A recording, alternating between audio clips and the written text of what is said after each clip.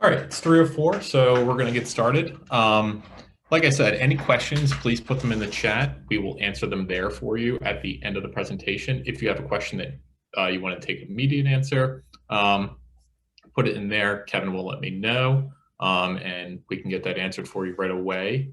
For those of you that don't know me, my name is Jonathan Lees. I'm the account executive here at Bennington Pool. What we're going to be talking about today is the operations from last year, 2020, and going forward into 2021. So for those, like I said, don't know me, Jonathan Lees, account executive. Been with Bennington Pool a little over a year now. I've been working with commercial pool operations for about 10 years now. I head all the day-to-day operations here at Bennington, and I'm the main leader of the sales team.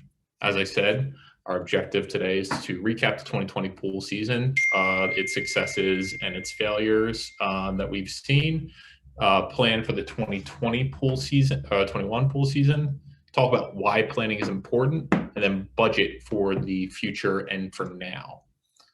One other thing I wanted to note, Matt and Jordan wanted to be here. They are currently expecting. Their due date was today, so it could happen at any moment. So keep them in your thoughts as they prepare to welcome a new life into the world. So first thing we're going to do here, we're going to recap the 2020 pool season. And with that in mind, the one thing I want to emphasize here, we're a pool management company. For people that are on this call, we are your pool management company. And you'll have heard us say this over and over again. At the end of the day, any decisions that you make in regard to your pool should be a collaboration between your pool company, your legal team, and your insurance company. So at the end of the day, any advice that we give here, make sure that you're consulting with your legal team and your insurance company, that you have a plan that works for you. So recapping the 2020 pool season. First, we're going to talk about successes from 2020 pool season. For those of you that were Bennington clients last year, you'll remember that we offered 3 different options at the beginning of the year. They were to sign option 1, option 2, option 3. Option 1, open your pool as soon as we could possibly open it, maintain it in the meantime. Option 2, that July 4th weekend opening date. And then option 3, get your pool operational and operate it underneath the cover and maintain it throughout the summer. The successes we saw were the people that picked an option and everything like that. They planned ahead, they got their contract price locked in, and when it came time to open, we had the lifeguards ready for them. It was pretty quick turnaround, and they overall had a successful summer, and their community was happy that their pool opened and everything like that. What we've seen when we've talked to people about their pool operation from 2020 that are new clients for Bennington, a lot of them may have delayed their decision. They didn't lock in their vendor, they didn't sign a contract, and when they waited too long, that vendor that they wanted didn't have a spot for them because last year there were labor shortages. Parents weren't sure if they wanted their kid to work or not. And they may have had to settle for either their pool not being in operation last year or for their pool being in operation with a vendor they didn't prefer. So the big thing I want to emphasize here, make sure you lock in with your vendor now, especially with us. If you have a renewal contract with us and you're waiting on what's going to happen, sign your contract now. We have flexibility in what options we have available.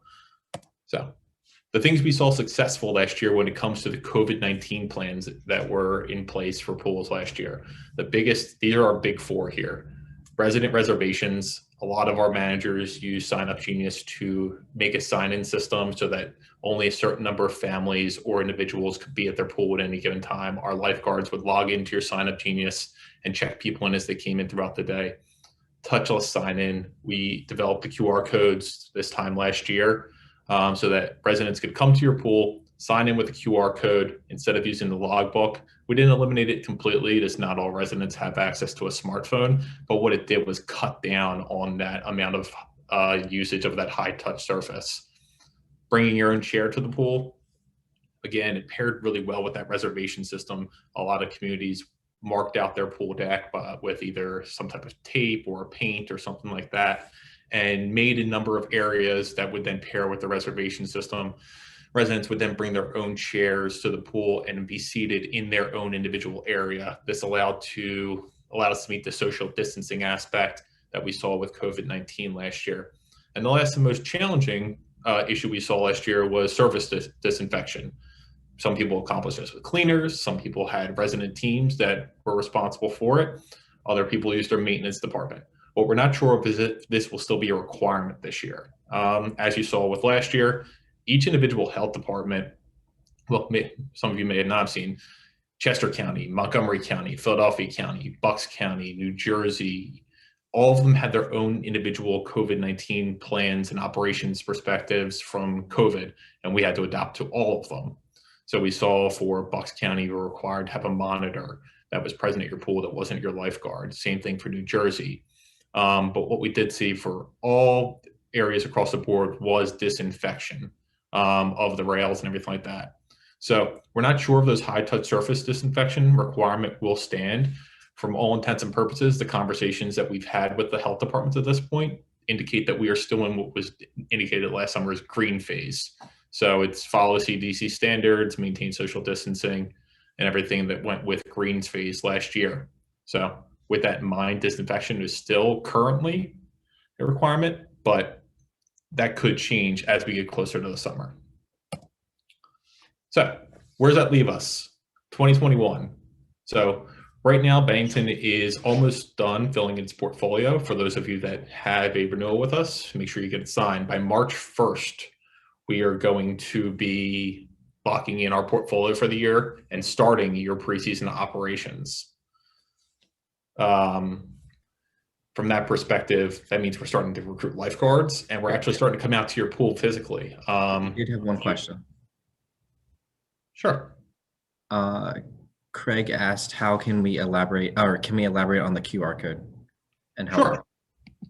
So QR system, real quick, for those of you that didn't use it with us last year, I'll go into this real quick. It's pretty simple and straightforward. We made and laminated an individual QR code for every single one of our pools that was in operation last summer. Each pool had their own individual QR codes. They're very easy to produce. We then put it on a sheet. When you scan that QR code, it took, with a phone, you would open up your camera and you would scan it on your smartphone. It would take you to a Google form to complete, depending on which individual pool wanted on their sign-in form, whether it was apartment number, number of names, guests, things along those lines. We made that individually for each pool, but they would scan it, fill out the QR code on their phone, and then it would be saved in an Excel spreadsheet. This helped tremendously because those logbooks that I talked about earlier, they're technically a legal document. I saw Chris the Cast on this call, and I remember we had a conversation, it was about 3 or 4 years ago at this time, about a resident who had claimed a slip and fall, and we needed to prove whether or not they were at the pool. And we had to search through actual physical logbooks for that sign-in for that date. What this does is it has that digital sign-in, much easier to sort, much easier to find through. So this is how the QR code works. We posted them right at your pool. We normally made 2 or 3 of them, hung them up so that people weren't crowding your sign-in table at the start of the day. I hope that answers your question, Craig. Anyway, so back to 2021. So like I said, getting your contract locked in now. So we have 2 options. So one thing we did learn from 2020 versus 2021 is that your pool needs to open. Whether it's just to remain covered and be maintained or to open for operation. And like I said, the option 2 just doesn't fall into this year because we are currently in that green phase. So whether you're going to have your pool just maintained or whether you're going to open your pool for full resident use, we have both options available, and it's built into most of and we can offer you a contract that says, yes, both options are available. We can sign in at a later, get which one at a later date. But anyway, prep is starting, like I said, March 1st. We're already hiring lifeguards, and some of you have already scheduled a meeting with to talk about client onboarding, whether that's getting your supplies ordered, like your first aid kits, or items to your pool, or renovation projects that we're planning on for this year. So, 1 second. So why plan? So there have been some changes with the pool industry just because of the current COVID-19 pandemic. The first one and biggest one being, you'll see, if any of you have been in your pump room, I'm sure you've seen that white bucket with the blue lid there. That's tablet chlorine. It's used, I'd say, about 50 to 60% of our clients' pools. What happened this year, there were 2 fires, one due to Hurricane Laura down in Texas, and the other one due to other unforeseen circumstances that have dramatically reduced the capability for that chemical to be produced currently. What that caused was a shortage in the chemical and a rise in the price. What we did, however, was purchase a large supply of that chemical last year, which enabled us to be able to have the supply we need going into this summer. However, it will affect pricing on that in the future, and it's something to plan for going forward. We're already seeing that one bucket of chlorine has gone up in price 300% from last year to this year. The other big thing, if you've ordered anything in the mail recently, you know there are manufacturing and supply shortages right now. Lead times on parts, whether it's motors, heaters, or other assorted items that you need for your pool, they are longer than they've been in the past. So getting your pool up operational sooner rather than later is essential to knowing, hey, do I need a motor? Because these are some of the things we find out in the first month of your pool cover being off. We've had that motor running, and then we start hearing the bearings go, and that's when we know, hey, we need a new motor. And the lead time on that motor went from readily available at my distributor to I have to order this and have it shipped across the country. And as we've seen with mail, that also takes a lot longer than normal right now. And the other big one is lifeguard and recruiting. We've adapted to this already. We put it in place last year. Our class sizes have been shrunk dramatically, and where we can hold classes has dwindled. Indoor locations just aren't as readily available anymore. So the indoor locations that we do have, we're still working with, but with smaller class sizes. And as we get close to the season, we'll roll out outdoor classes, but there is a longer lead time on getting people certified due to the fact that we can't run a 20 to 30 person class at one point in time anymore due to social distancing and gathering regulations that are currently in place. So getting that stuff planned now, getting your contract locked in so we can start recruiting your lifeguard, getting your lifeguards trained is essential. But know that we have plans in place for all of these things, whether it's making sure that we have motors that are readily available, that are most common in stock, or having our own supply of chemical that we've already pre-purchased, or already starting to start training, start getting certified guards now versus waiting. So other big things to budget for. A lot of people went with a more minimum contract last year, and you had a budget surplus. Go ahead. We do have one question. Yep. From Tanya Davenport. Yep, it says, how is this going to affect contracts that are not yet signed? Can you lock in pricing for us if we sign in March? Yep. So like I said, anyone who has a bid currently from us, we're going to honor that bid, but that window is closing. So we need people to lock into whatever their contract might be. And I'm going to say this, and I'm pretty confident in this. Your pool's going to open this year, like I said. Whether you're an HOA or an apartment complex, you need to maintain your asset. A pool can't sit dormant for the entirety of the year. It's not the way it's meant to operate, and it's not good for it. The chemical imbalances that can take place can cause your plaster to wear more rapidly, or your pool could get into an algae-infested swamp, which then stains your plaster, which requires us to then acid wash it. Once we do that, acid washing a pool is effectively removing a small layer of that plaster and reduces its lifespan. It's something we try to avoid, but at the end of the day, whatever needs to be done to maintain that needs to happen. We've seen pools where we've gone and done an inspection for a new client this year where they didn't open last summer, and their entire tile and coping bond beam was completely destroyed because it went through a whole entire freeze thaw period, and the cover never came off and no one ever took a look at it. And that went from a possible rubber jointing issue, which would have been a few $1,000s fixed, to a tens of thousands of dollar problem that had to be addressed. So I can't emphasize enough that your pool needs to be opened, maintained, and operational in at least some way, shape, or form, whether it's by taking a minimum contract and just maintaining your pool, or by putting it into full operation. So like I said, minimum contracts right there. It's a great little transition point. A lot of people didn't open their pool last year.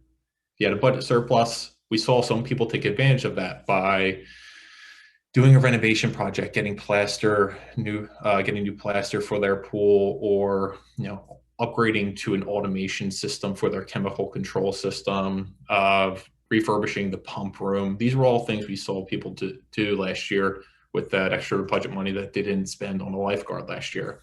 it's essential that you guys maintain that asset. For a lot of you here, your pool is one of the shining stars of your community. If you're an apartment complex, it's normally one of the biggest selling features that your apartment complex has over others. If you're an HOA, it's a feature that when residents are looking to move in, they look at, oh yeah, that place has a pool. And how does that pool look? So keeping your amenity up to date and nice normally leads to, for you, more residents being there and happier residents. So this is one of our projects last year. It's one of a college pool that we did on the right there. It's down in Bryn Mawr, Swarthmore College. That pool got a complete and total facelift. We replastered the entire pool itself, new grading around the pool and everything like that. But the other big thing in this there is automation systems. And I'm getting more detail on that next about things that you can do to better operate your pool. But again, I want to emphasize upgrading your amenity so that your residents get more use out of it and so that we all have less headaches, because there's nothing worse than pushing off a tile and coping job, which would have been, call it $15,000, and pushing that off a few years, and then finding that by pushing it off, we now have bond beam damage, which is going to exponentially increase the problem underneath of it. Pushing off a tile and coping, a plaster job and painting your pool, in the long run, it means you're going to have to remove that paint with a water blasting, which again exponentially increases the price of that. So making sure that we make smart budgetary decisions, and I'm here to help with showing you how these budget numbers can be beneficial over the long run. So these are more options that, go ahead. Our first question is, what's the difference between paint and plaster? I've always had pools painted.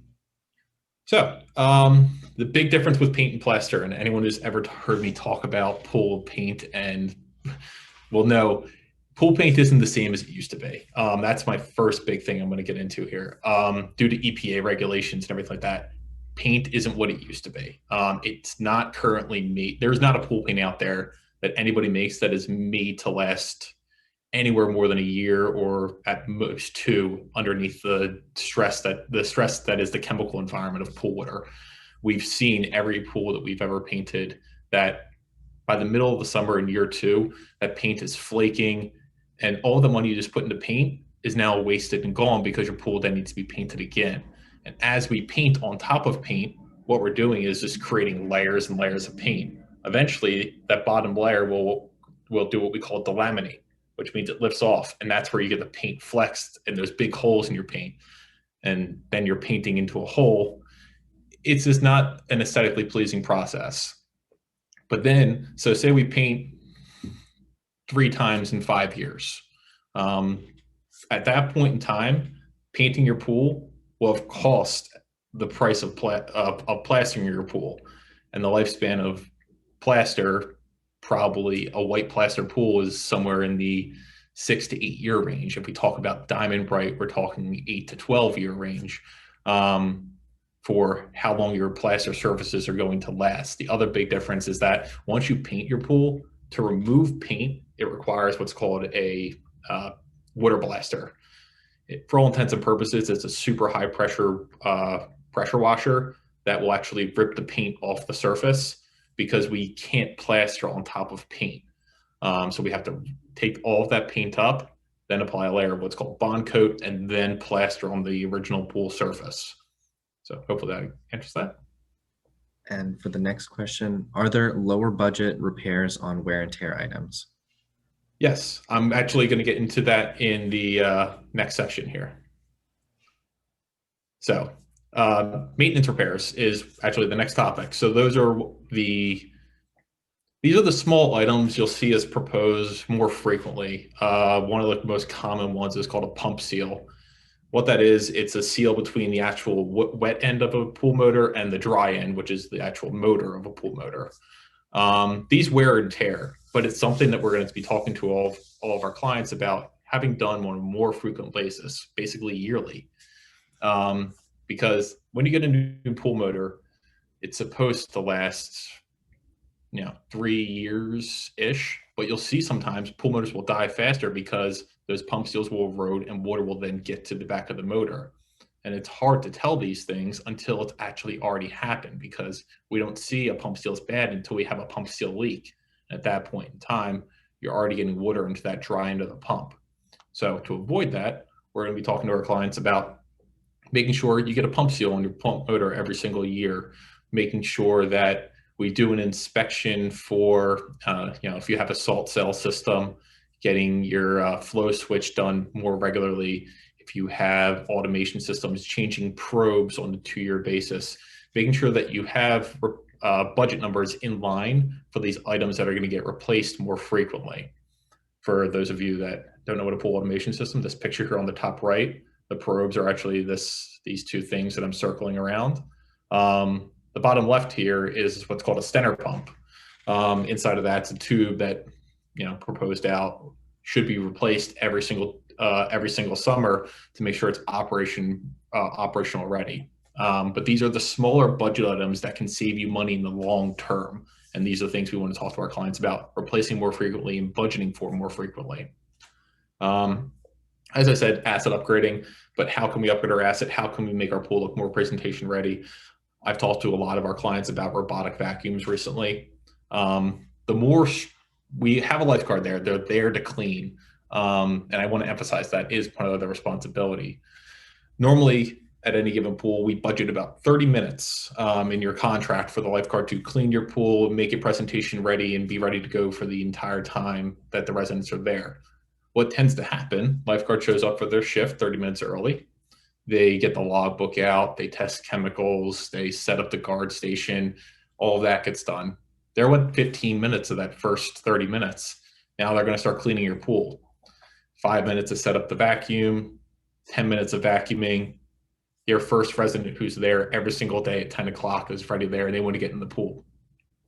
So we didn't get that time that we wanted to clean the pool. How do we address that? Robotic vacuums help a ton with that, making sure that they go into the pool at night, they clean the pool at night. We come in the next morning, we take it out. It allows for a pool that might have, these are more for pools that are going to be surrounded by trees that tend to get more debris.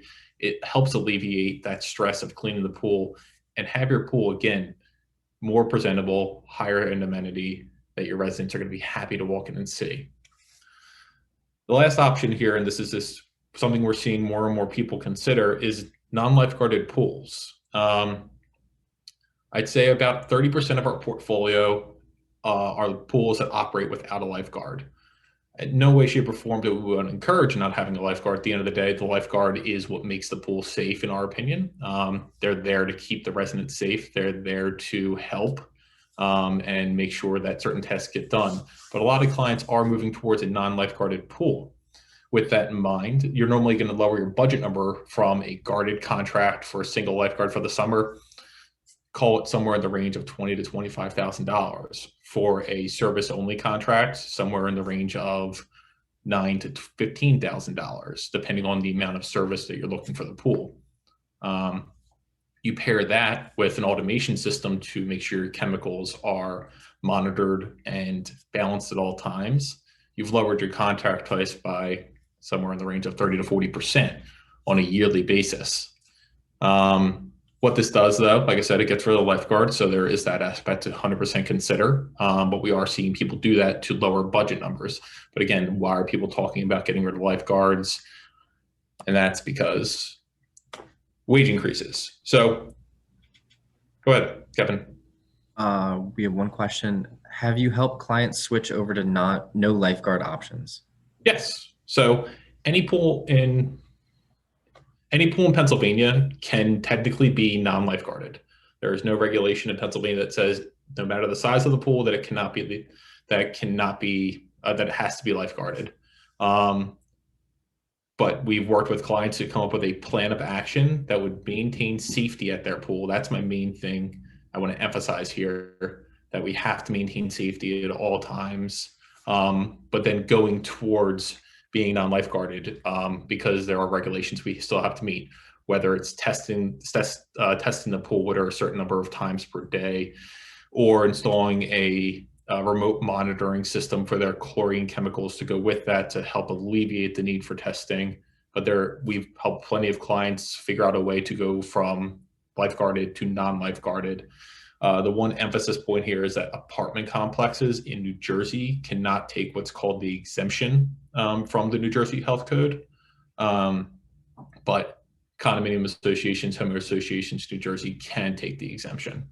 But in Pennsylvania, there aren't as many restrictions. But again, why are people talking about removing the lifeguard as possible wage increases? So currently being discussed by the federal government, it's a $15 minimum wage. What kind of impact would that have on a pool contract? So we're talking, again, somewhere in the range of 20 to 30% increase in contract prices just from labor hours alone. And even though we don't currently pay our guards minimum wage, and the increase necessarily wouldn't be from the $7.25 that we see regularly in Pennsylvania all the way up to the $15 per hour, we want to keep that distance away from minimum wage. At the end of the day, lifeguards are not minimum wage employees, in our opinion. If you pay someone minimum wage, we're going to get the lifeguard that falls asleep, the lifeguard that doesn't clean the pool, the lifeguard that shows up late, the lifeguard that is on their cell phone and isn't paying attention to your patrons. These are the lifeguards we don't want. And to get those types of employees, I have to make sure I can compensate them correctly, which means they're not a minimum wage employee. But say these things do happen and the increase does happen. We've had plenty of experience with this. New Jersey's already increasing their minimum wage slowly over the past 4 years. Things we have done, decrease the amount of pool hours by either removing a day of the week, such as Mondays, cutting an hour in the end of the day to be able to reduce hours over the period of the summer, or like I said, removing the lifeguard entirely. But the big thing to do is plan now. Get your options on the table so you can know what you can and can't do. Talk to your insurance company about, hey, what would it be if we didn't have a lifeguard for our pool? That's a big factor that I have a lot of discussions with people when they talk about going from lifeguard to not lifeguarding. Our insurance company doesn't want that. Well, it's something to definitely talk with them about. I know plenty of communities that insurance that are HOA, apartment complex, every type of community that I work with, I've seen at least one example of them being a non-lifeguarded community if it's something you want to consider. So big end of this is, let me help you. For those of you that one question. Go ahead. How do you track your lifeguards? Do you have supervisors in the field? How do you know they are arriving on time? Yep. So our lifeguards arrive when they clock in. There's a geofence on their phone through the app that they use to clock in. They cannot clock in for their shift unless they're within that geofence. We normally set it up for 150 yards from the center of your pool. So if they're not inside that geofence, they can't clock in. We also do have field management staff that will visit your pool on a daily basis. You also have myself that will be coming out to your pool on at least a weekly basis, if not twice a week.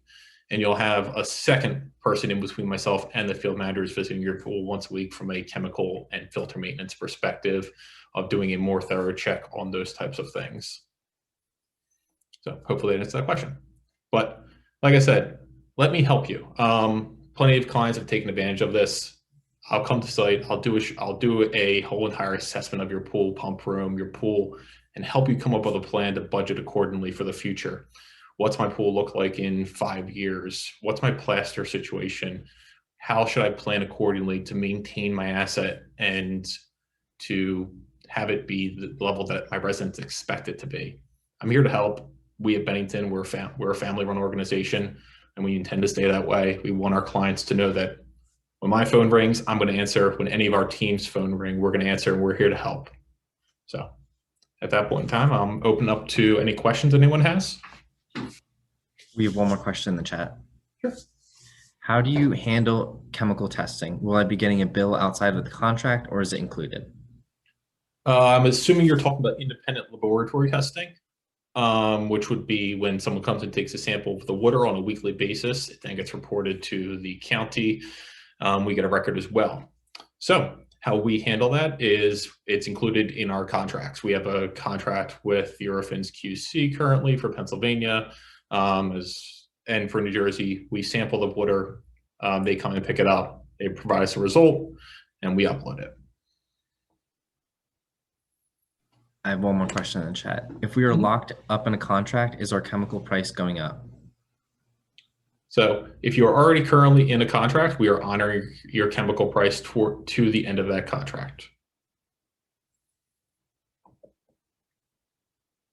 Minimum wage, on the other hand, is if that were to go up, we do have a clause in there for minimum wage increases, just to cover that one as well.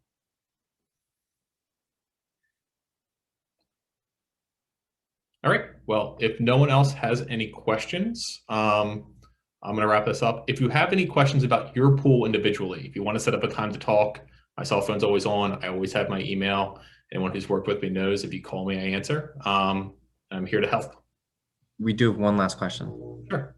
What is the timeline if we want a lifeguard? So, timeline for a lifeguard, I said it earlier, March 1st. But our portfolio is wrapping up and that timeline may move forward. Make your decision.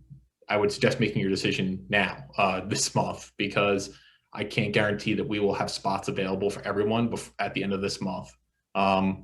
Whether or not you're locking into a minimum contract or locking into your full guarded contract, making a decision now and starting to plan is essential. Like I said, we saw so many people push off, not making a decision. And when it came time, my residents want to open and I have to do all this now.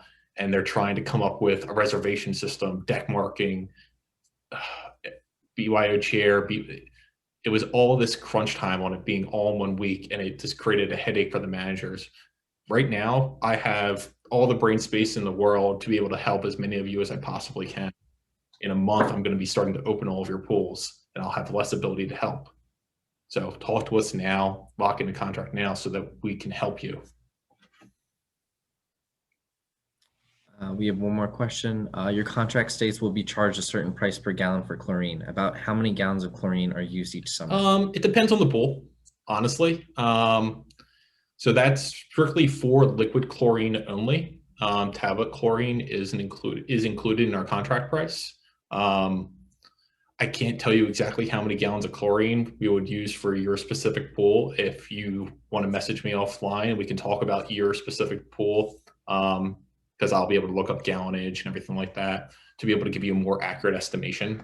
But the other options are getting away from liquid chlorine and using something like tablet chlorine or cal hypo or salt chlorine. There are many options we can look at proposing, installing, and getting you on a chemical that we can include in the contract price.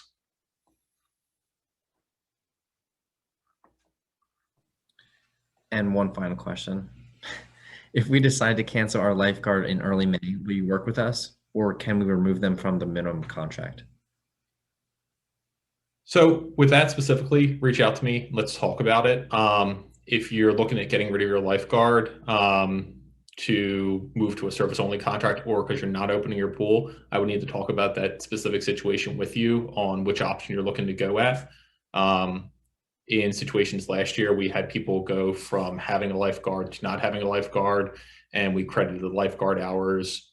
We had situations where a person didn't have a lifeguard and we added a lifeguard and we added those in. We're going to be flexible with you. We want to work with you, but the main thing I need to work with you is a contract in place to be able to work with you. So as long as we have that first step taken care of, from that point forward, we're flexible in helping everybody get something done.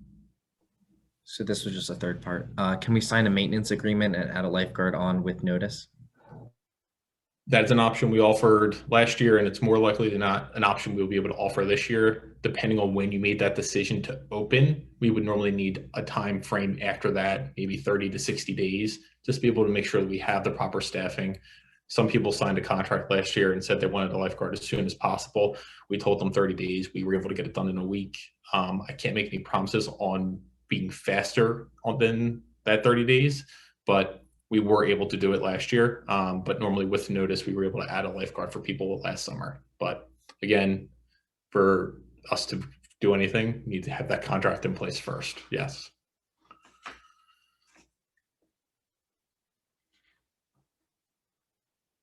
All right. Well, if that is everything, any questions at all, email me, call me. I'm here to help. I want every single one of you to have your pool open and ready this year. I believe that every single person on this call can open their pool for operations with a lifeguard or without a lifeguard, whatever it may be. I watched every type of community do it successfully last year, whether it was an apartment complex, an HOA, a country club. Every single level of type of complex I saw last year open their pool and do it successfully and safely. All you have to do is start planning now, and you can do it yourselves. So with that, thank you very much. Have a great day. Any questions, please let me know.